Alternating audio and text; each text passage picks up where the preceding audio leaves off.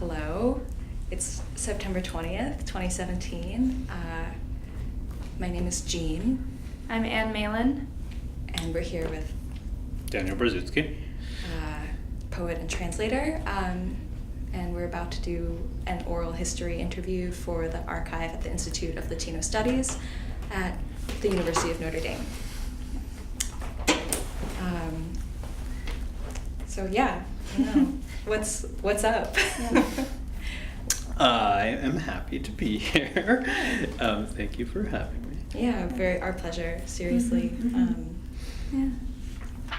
I guess we were both just curious as to what is on your mind and what's like going on in your world these days at this moment, as a writer and just as a, of course, human, as a citizen. So I just turned in a book that will come out in early 2018, which is called Lake Michigan. So it kind of comes out of some of the poems that were in The Performance of Becoming Human, last book I published, that were set on the beach in Chicago on the lake.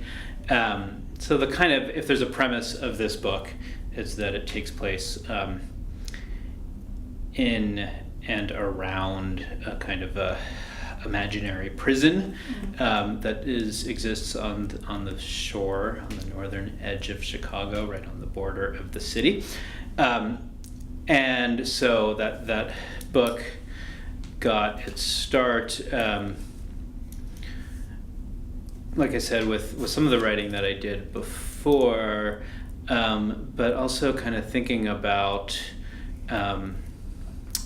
some news that hit Chicago in 2015 when there started to be reports of what they were calling a black site in the city at Homan Square, which was a prison site where people were being disappeared.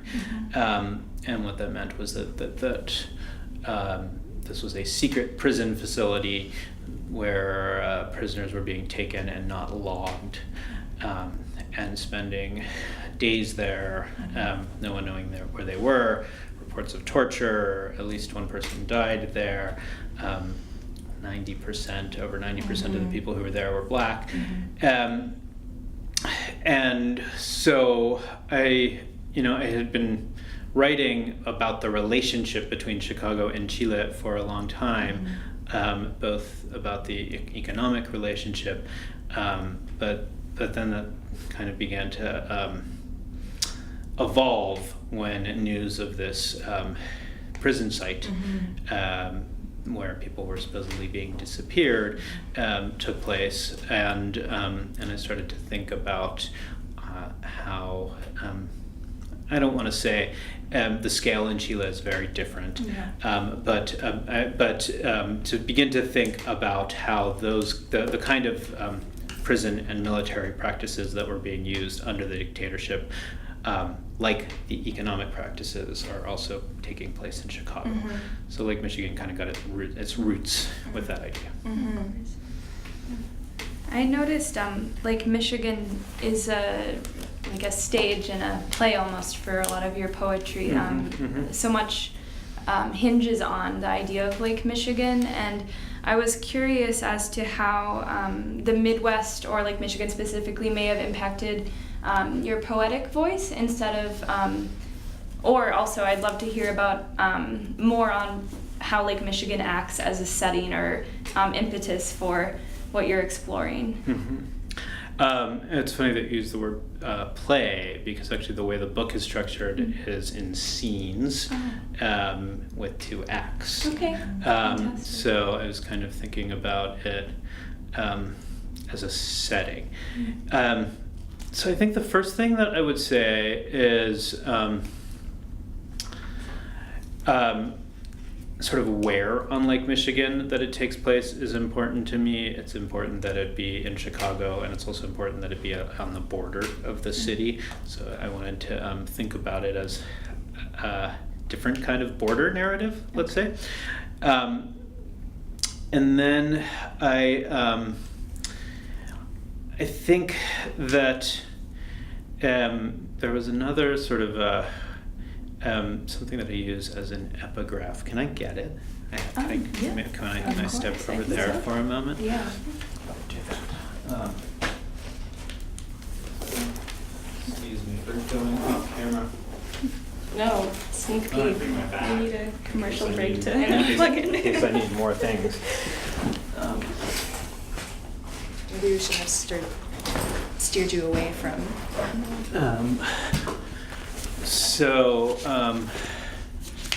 There was this. So the lake is a contested site in Chicago for lots of reasons. It is a lot of what I've been thinking about when I was talking about the kind of interrelationship between the economy of Chile and the economy of Chicago has to do with privatization practices and the way in which Chile Milton massively Friedman's, right, privatized its public resources and how that idea had its roots in Chicago. With Milton Friedman and the economists at the University of Chicago, and how, in my mind, we see this now returning to Chicago. And the lake is a really interesting, in that discussion because there have been all kinds of battles to keep the lakefront public. So there is, I think, something called like the land charter, which is meant to ensure that most of the lakefront in the city is open for public use. But there keep being restrictions to that. At different points, the city has tried to close off parts of the lake. And then parts of the lake get closed off to private property. There's actually a lawsuit out of Indiana recently where somebody tried to restrict access to the beach in front of their property, and I believe they lost. I think the Indiana Supreme Court ruled that they could not claim that it was private property. But so in different stages of Chicago, the lake has been this site of a contested site over the public and the private. And then I think it's also very beautiful, and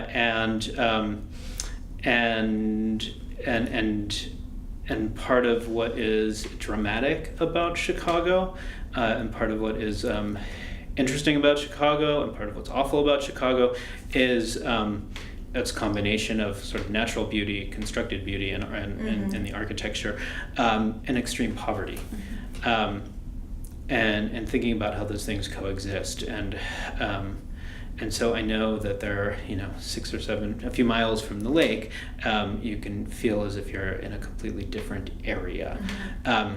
So as I was kind of thinking about and researching this book, I found a book that is called Forever Open, Clear and Free, The Struggle for Chicago's Lakefront by Lois Willey.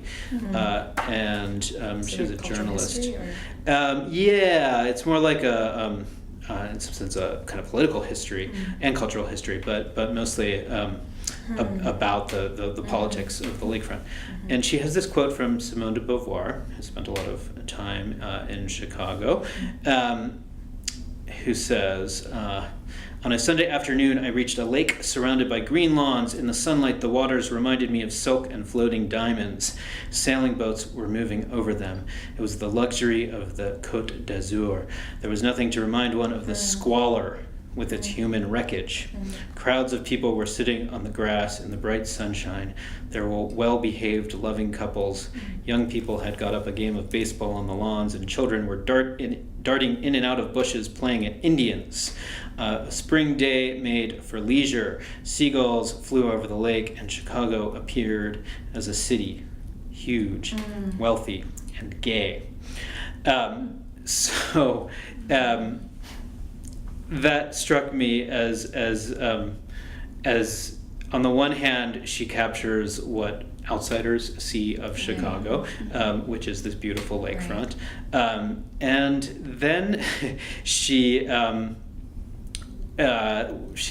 referencing poverty, right? The squalor of the human wreckage, which exists a few miles from wherever she is, or in conjunction to it, And while I don't know that I would use those terms, that idea, right, and that idea of these kind of proximity of its beauty with the abandonment of so many people, and the poverty that the city kind of has generated, encouraged almost, in order to kind of in order to prop up its beauty. Right, boost up the diamond surface. So those sort of contradictions are very sharp and very. What I also hear in that, which resonates for me with a kind of conflict that I hear in many forms in your work, is like the kind of leaky interaction. It also goes this other way, where kind of the perception of that beauty can have this effect of like obliterating, even temporarily, the reality of that very proximal and indeed like supportive condition of the squalor of human wreckage. And I don't know what to make of that, but I was curious also in that epigraph about the connection, that the way that she kind of perceptually jumps to the Côte d'Azur from Lake Michigan, which again recalls to me the way in which spaces collapse in your work. And I was really curious, I'm really curious and drawn to that. It's not even a synesthetic association, but more kind of like a folding of history and of geographic space. And I'm curious like what that stems from for you, or how you experience that and mediate that in your writing. If I can like pack this question even more fully, I was so curious about the centrality of, well, not centrality as in a centripetal way, but the role of the body, of the sensing body in your work. And I'm, you talk in your introduction to one of your books. In one of your books, you talk about you referenced Marguerite Duras' idea of writing being kind of, it's at the beginning of the Rotten Carcass economy, writing as like the body being crossed with language. And in many ways, I hear and see this idea of the body as a conduit for language and for other forces and actions. And I'm curious as to how these relate for you, like the body as a conduit and how that changed the perceptual space, I guess. Can I start with the first part about the? Please hack away. You phrased it, the confluence of places. And, histories. No, I want to start there because I was writing a kind of grant application in the last few weeks, and I had to write something of like a career narrative, which led me to go back to the first piece that I ever published, which was a short story in 1999. That was called So Many Things Going On at Once. And I don't think I'd looked at it in, maybe since 2000 or something like that. And I kind of, in my mind disowned it. But I didn't sort of know how to write to sort of encapsulate my career. It seems very haughty to think of having a career to begin with, but to sort of summarize it. But anyway, I wanted to sort of go back to that and just see what it was. And there's all kinds of reasons why it's bad and kind of embarrassing. But I think one of the things, so the story is told from the point of view of a 16-year-old boy who lives with his father. And the mother has died. The mother died when he was 2 years old. And the father has never gotten over the grief of the mother's death. And this grief sort of has these delusions where he begins to call the boy by the mother's name. And as this is happening, the boy is sort of processing these kind of events that he hears on the news.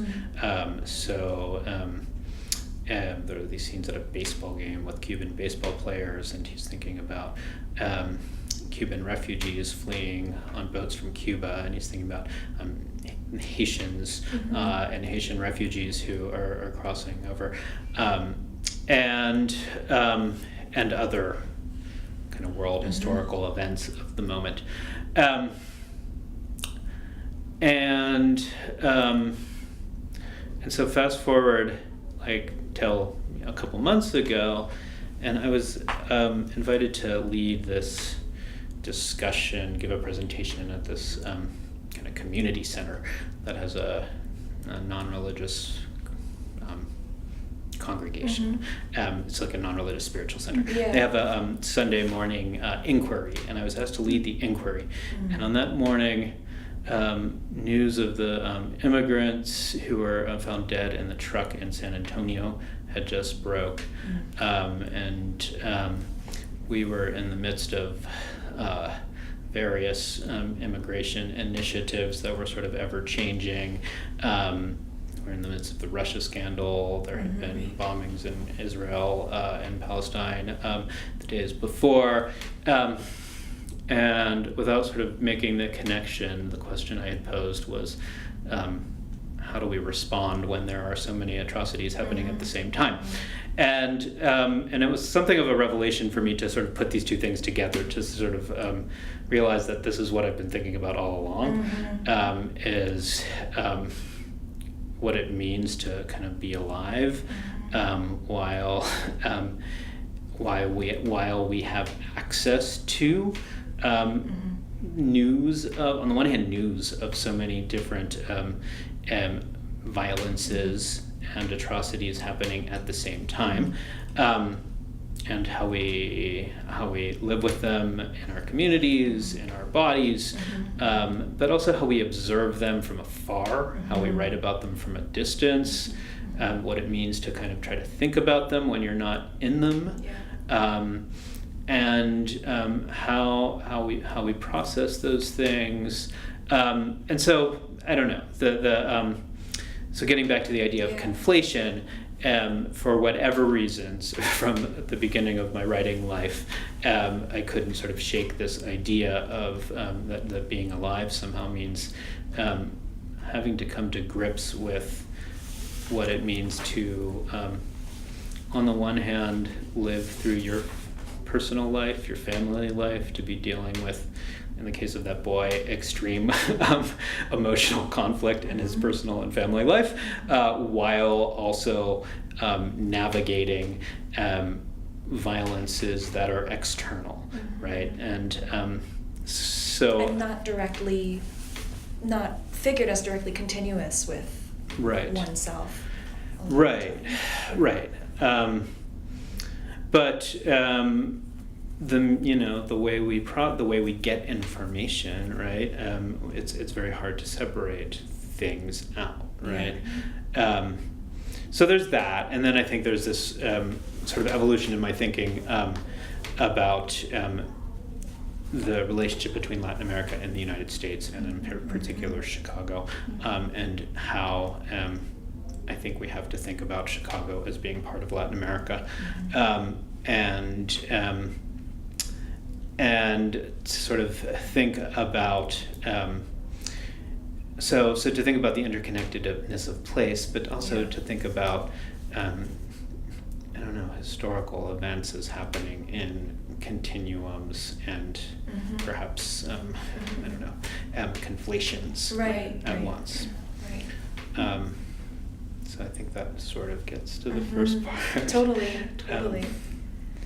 And then the body, how does like one's bodily experience figure into that? And you will make like your experience of your own bodied existence proximal to this maelstrom. Right. Well, I think there's lots of ways that I write about the body.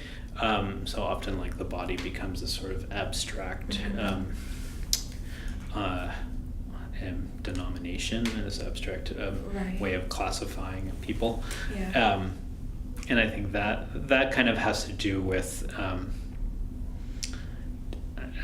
what it means to how bodies necessarily get abstracted when we begin to think about Right. conflict, right? And how there's not much of a way of getting around it, but when we talk about, I don't know, the earthquake in Mexico, Right. we talk about 217 people who died, right? And that 217 people becomes this number to us, and if we heard that 5 people died, we'd be like, oh wow, so few people died, right? But at the same time, 5 people, 217 people, they are real people who have lives and experiences, and that is an atrocity, right? One of them dies, it is, right? And yet we don't get that. I don't know. We sense of scale. We don't get that sense of scale. We have to have that distance from the experience, I think. But I think what I've been thinking about in my writing is to maybe try to take us away from that distance, right? Somehow to get us to think that those numbers are actual people who have been affected and have their lives destroyed. And then I think there's the part in the passage by Duras about writing sort of crossing through you. I think that's a little more complicated to talk about, but on the one hand, I was also kind of writing about insomnia in that book a lot and in that piece a lot, and as writing perhaps having some connection to insomnia. But I don't think I mean that quite as much as this kind of unnameable feeling that happens when you're writing, that it somehow can feel as if it is emerging from your body, that when I'm kind of reading my own writing, when I feel like I'm writing well, whatever that means, it feels as if it's happening in this very sort of fluid way, sort of emerging out of me. And so I guess I think about that as well, and I may be thinking about Duras as sort of thinking about the way in which writing occupies you. For me, in my reading, it's very of a piece with the way that you approach bodies generally, as kind of here nameable, here like abstract or massed, as conductors as much as inhabitors. Right. Like Yeah. the body is an agent, but the body also experiences. Right. That reminds me, you have a poem, The Book of Non-Writing, and you quote Duras at the beginning of that as well. And thinking of, we've been talking a lot in Johannes's translation class about multiplicity, and your work in translation.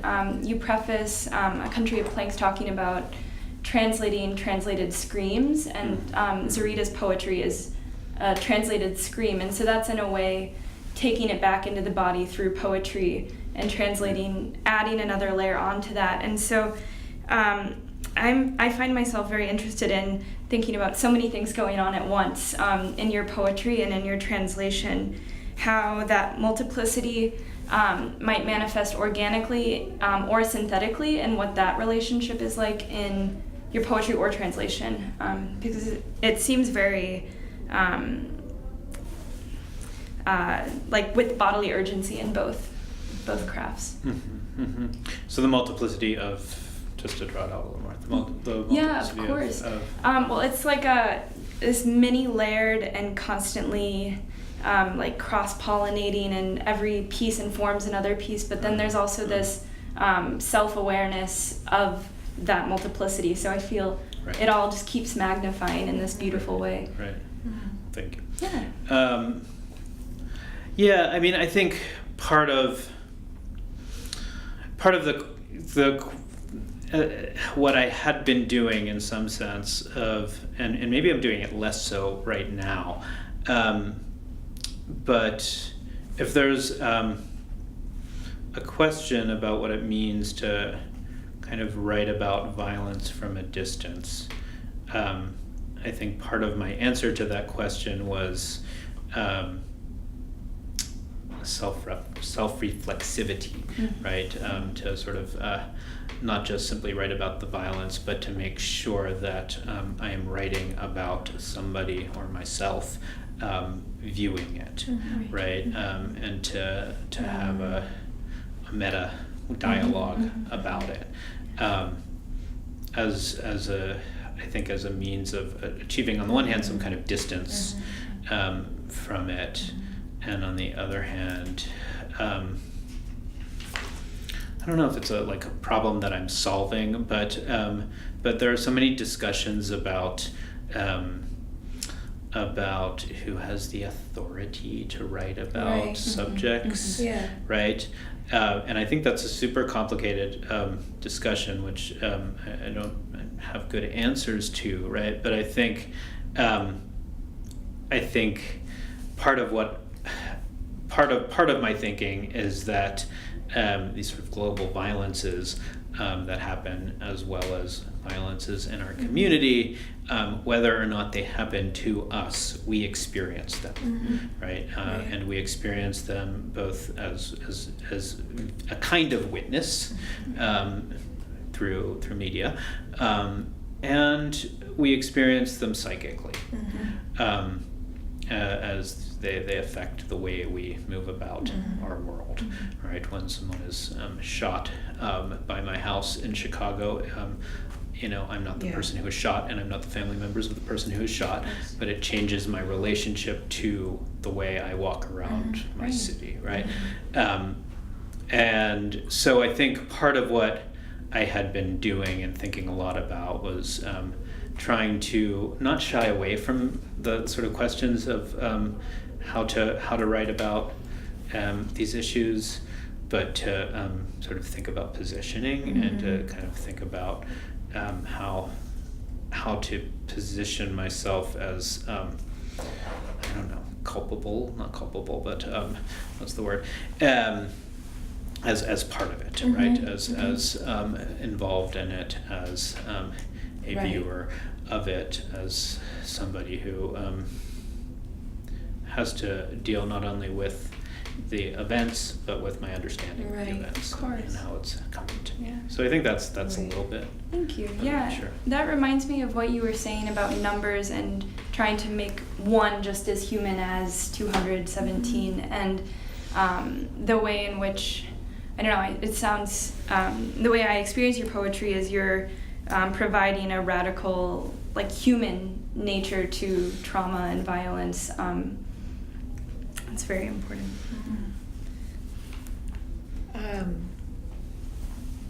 Just percolating. Yes.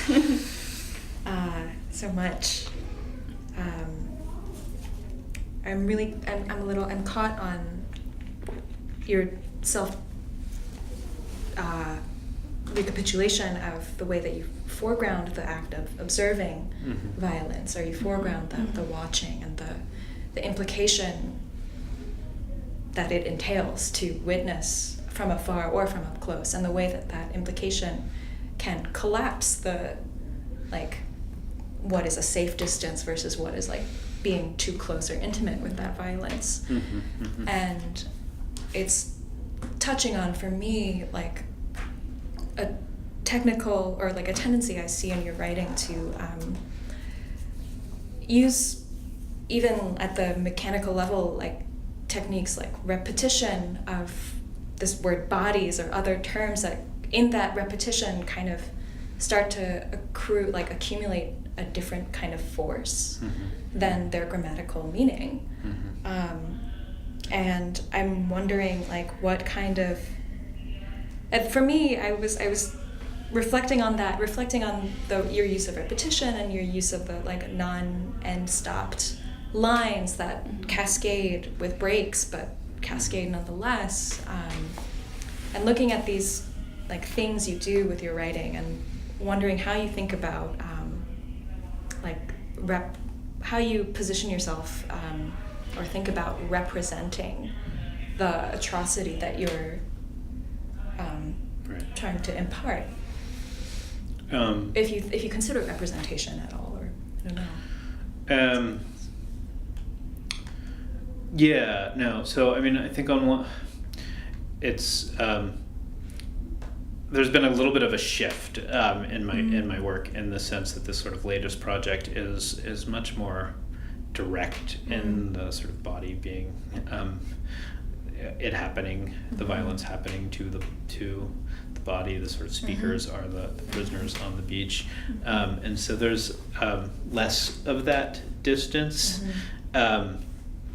which I don't know so much if I can explain that, but I think, at least in the performance of Becoming Human and some of the other books, I don't think I was trying to sort of represent in the terms of like speaking for anybody, Right. But sort of represent what it means to I don't know, view it from where we are, and to think about I don't want to say responsibility, but I do want to say I don't know, my own sense of feeling that what it is to be a writer is to be engaged with the, I don't know, political realities of your time, right? And how it's very hard to sort of not approach that material out of concern for theoretical concerns, and out of very real concerns, and out of very practical concerns, and out of very emotional ones as well. But I think ultimately, I think the sort of feeling is that it's that we need to try, right? And that we're gonna like mess things up along the way, and that one's intent and one's position and one's sort of awareness of what they're doing matters. So I think that's part of where I've been coming from. Thank you. Sure. I want to ask one more question to kind of take a left turn. Okay. And maybe go back to basics for a second. And I was curious, I read in another interview I think you did, where you mentioned that for you, to paraphrase you, that translation, for you translating and writing, you came into being as a translator and a writer kind of simultaneously. Is that correct? And yeah, I think so. And I was wondering if you could talk about that some more, and maybe also about what the like linguistic texture of your life up to that point, like what your experience of language, like how your experience of language led you to that birth of sorts. So I mean, I grew up in a bilingual household. My parents came from Chile, and grew up speaking Spanish and English, though certainly my English was better than my Spanish, and I never formally learned Spanish.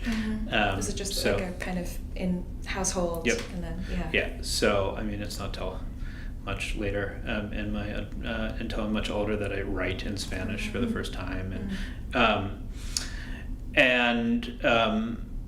so that's part of the history there. And then I think when I kind of started to write seriously, I came to translation like accidentally in some sense. I didn't have any big plans to be a translator. I hadn't studied translation. It came very simply from somebody giving me some work that had not been translated, and kind of I gave it a try, and that was kind of happening right as I was starting to write seriously, and so I sort of like screwed up my way through both of those things for a long time, and I think part of what I wanted. Part of what I think I wanted out of translation was a means of kind of remaining in contact with Chile in some form or another, and this feeling of coming from this place with a very rich literary history, and wanting to I don't know, somehow make it part of my life.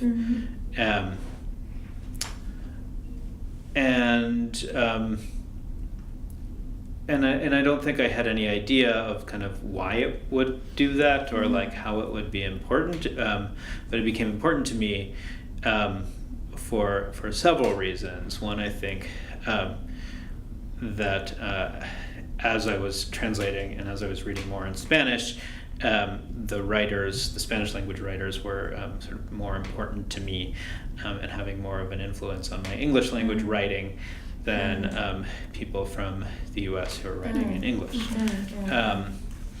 So on the one hand, I think there was a sort of literary influence.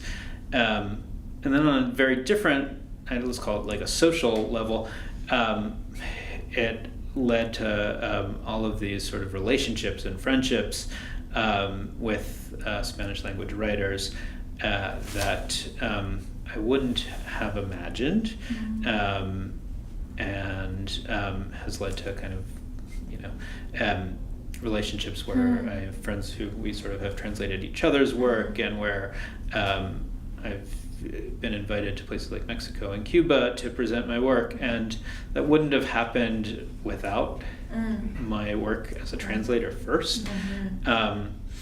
So I think that sort of social element has really been, I don't know, transformative and changing. And then I think the sort of political aspect of it has been important as well.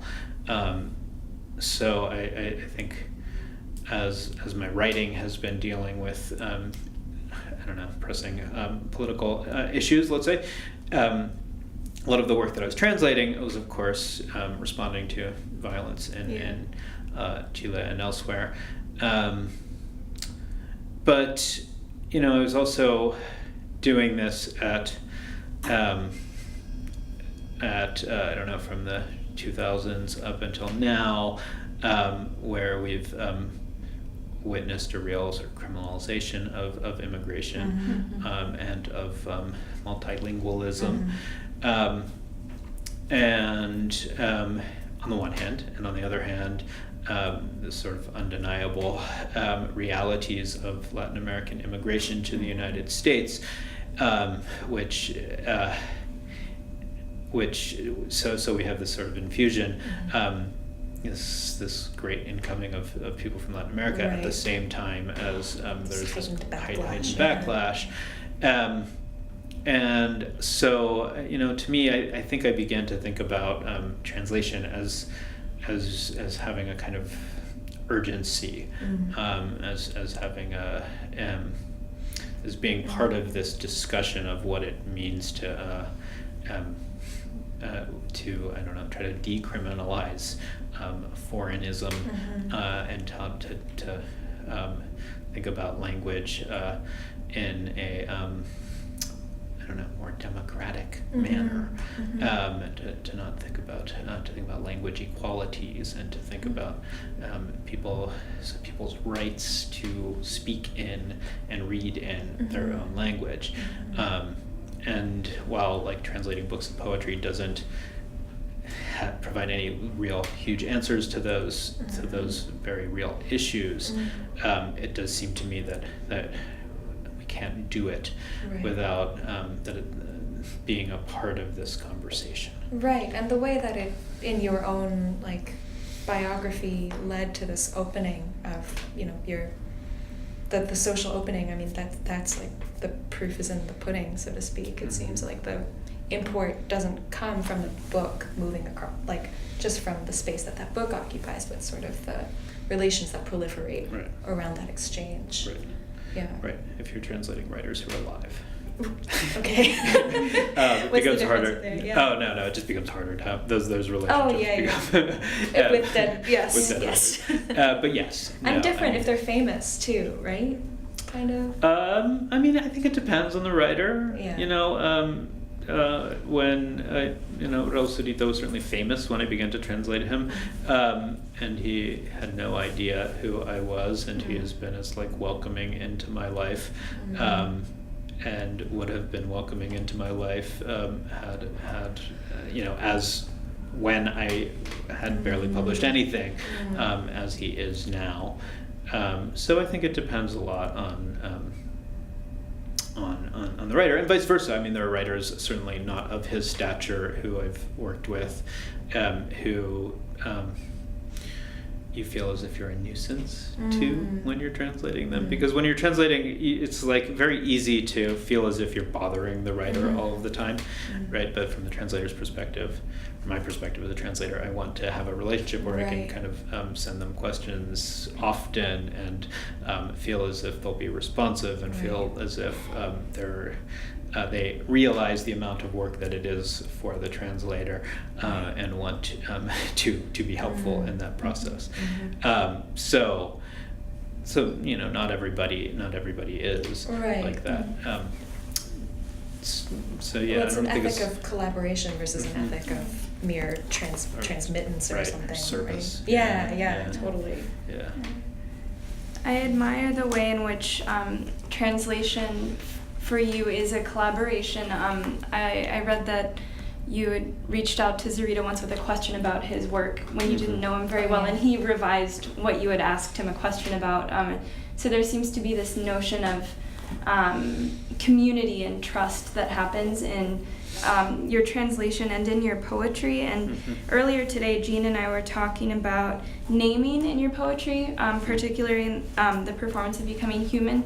I was reminded of Ginsberg, and she was reminded of Celan. We have Juanita and Little Billy repeating over and over again. Is that poem directly in conversation with Celan? Yes, Okay. certainly the end. Yeah. Yeah.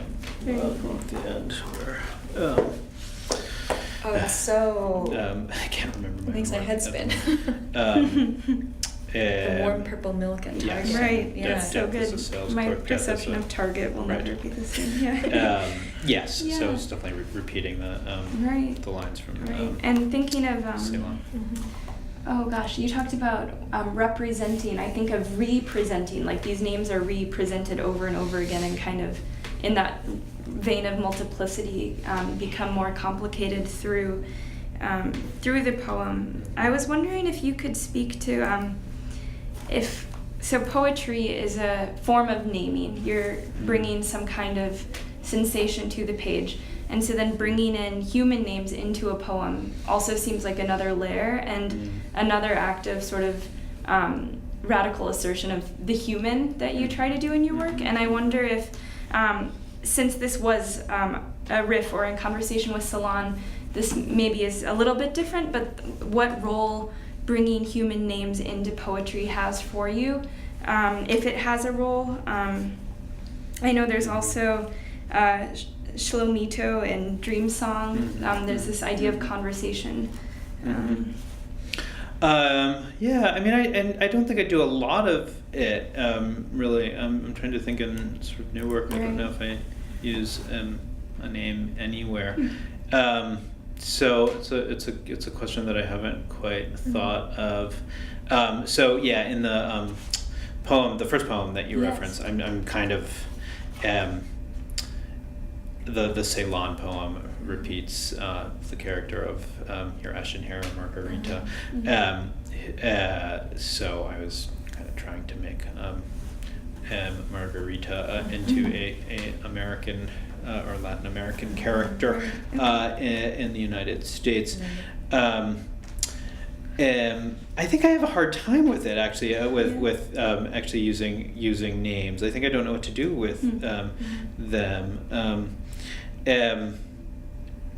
They almost, to me, they almost seem like provisional, like coverings that the bodies that are circulating in your poems temporarily don to like enact one scene, particularly in that poem, and then they're thrown down. Yeah. I think that's right. And I think they become not so much characters, but perhaps like vehicles to get somewhere. Yeah, sure. But yeah, I mean, I don't know. I think part of maybe why I like stopped writing fiction was because I didn't know what to do with characters, and I didn't know how to sort of like move them around and how to like sort of meaningfully build their lives. Right. And so I think that like lack of wanting to not be responsible for that maybe is sort of what happens. What happened in I don't know in the poems that I've written. So then in the Lake Michigan book that is forthcoming, you said it's written like a play in some ways in the way it's structured, and that in terms of voicing or representing violence, that if I understood what you were saying correctly, you were speaking from various people in Chicago. So would you say your new book is inhabited by characters more than the performance of becoming human, or? Not like a recognizable person you follow from beginning to end. Sure. But I think there's sort of like I's and we's. Okay. Telling the story. Yeah. And you mostly don't get.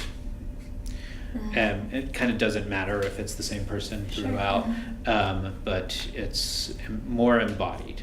Let's just say. I think that makes sense. Kind of reminded of something I wrote and published online many years ago, which was telling this. It was this weird poem kind of thing. But that had a reference to this event that had happened to me in the 7th grade when I was playing baseball, and the opposing team's coach used a racial slur at one of our players, and that was like this was a vivid, important moment in our life, and there was a moment of I don't know, sort of team camaraderie that occurred out of it, for a bunch of 12 and 13-year-olds, and a moment of like realizing how horrible adults are. Anyways, years later, I read about this scene, and I use a very similar name to the boy's father, who was the coach of the other team. But it wasn't quite his name. Anyway, I got an email from some guy who had that name, and he asked me to change the name because he had some kind of he's like a career consultant or something like that, and when you Googled his name, my poem came up, and so there's there's one funny. Contingency of name. Yeah, right? there's consequences. Right. So that was interesting, and then I think I agreed to do it, and then asked him if he would give me career advice, and he never wrote back. Did you still change his name? I think I did. That's very generous. I think I did think there was enough at stake to like have a battle over it with some guy on the internet. Right. But Awesome. I guess to take there's so many, follow-up questions that I want to ask to like the more thematic questions that we've been talking about, but I think we are almost out of time. I sort of got in a vortex. Yes. But the last question that is really pressing for me is, we're talking to you here at the University of Notre Dame. There's a crucifix on the wall behind you, we are graduate students. We are stipended by this university. You teach at Wright College, and I've heard on the periphery of some of the things you said in interviews, and like my thinking investigates this too, but the systemic like implications of the relationships between educational institutions and these like, the continuity between institutions and the political violence and the real atrocity. I guess my question is like, how do you do your work, and how do you take care of yourself and like take care of others while managing like that our implication in these systems?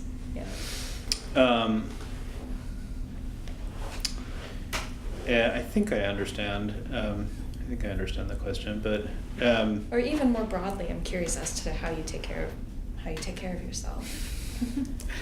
I mean, so on the one hand, teaching in a public college at a moment where public education is nationally being destroyed,